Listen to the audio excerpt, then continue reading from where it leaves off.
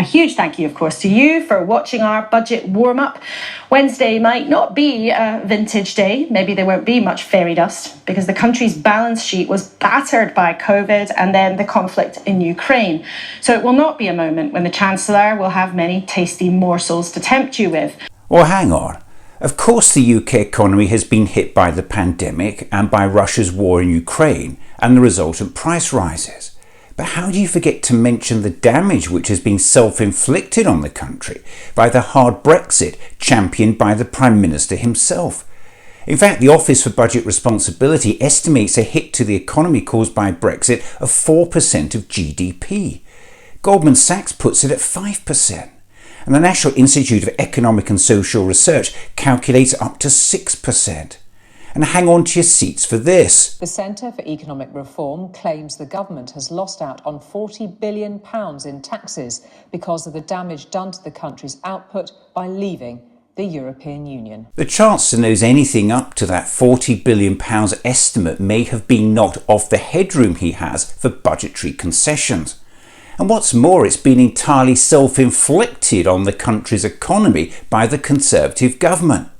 So why doesn't it even get a mention when excuses like this are being offered up on behalf of the government ahead of Wednesday's budget? Maybe there won't be much fairy dust because the country's balance sheet was battered by COVID and then the conflict in Ukraine. And even worse, just 48 hours earlier we heard the UK goods trade has suffered its steepest 5-year fall on record.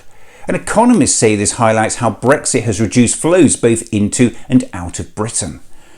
The volume of UK goods imports and exports was 7.4% smaller in 2023 than it was in 2018. It's the largest 5-year decline in goods trade since comparable records began in 1997. That's according to FT calculations of data published by the Office for National Statistics on Friday. And it didn't even get a mention.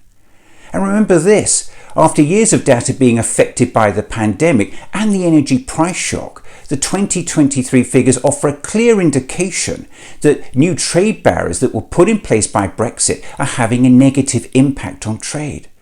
So next time we hear excuses being offered up on behalf of the government like this, maybe there won't be much fairy dust because the country's balance sheet was battered by COVID and then the conflict in Ukraine. Let's not forget the negative impact on the UK economy, which has been entirely self-inflicted by the government's hard Brexit. In fact, the Conservative government is likely the first in history to negotiate a trade deal which actually involves walling itself off from a trading bloc made up of its nearest neighbours, making it harder both to sell your stuff and buy their stuff. Some might call that economic lunacy. So why isn't this being raised with the Chancellor ahead of the budget on Wednesday? And if you need further evidence of this government's insane management of the UK's economy, just listen to this from the Chief Secretary to the Treasury. There's a problem here, isn't there? Without this level of immigration, we'd have no functioning health service. The social care sector would be even more of a disaster zone than it is. I mean, you can say that you're going to do all these things, but there is a cost here. Hospitality would become a wasteland. Are you saying that come what may, even if employers begin to struggle and your promise of growth gets torpedoed because nobody can find anybody to do the work, that you're going to bring down the numbers come what may? I'm not just saying this, Trevor. I'm telling you that we have a plan to make sure that this is the case. Heaven help us.